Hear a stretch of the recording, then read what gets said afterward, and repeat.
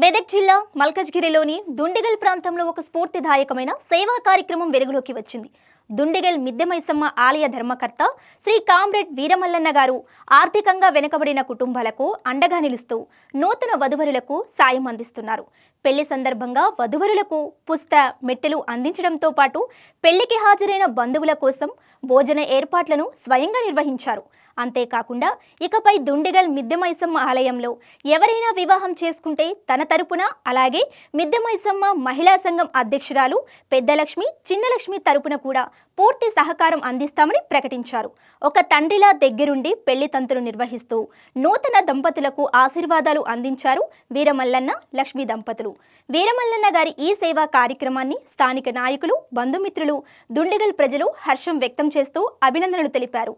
సమాజానికి ఆదర్శంగా నిలిచే ఇలాంటి సేవా కార్యక్రమాలు మరింత పెరగాలని స్థానికులు ఆకాంక్షిస్తున్నారు. ఇలాంటి మరిన్ని వార్తల కోసం మాతోనే ఉండండి. ఇది 1-2-1 న్యూస్.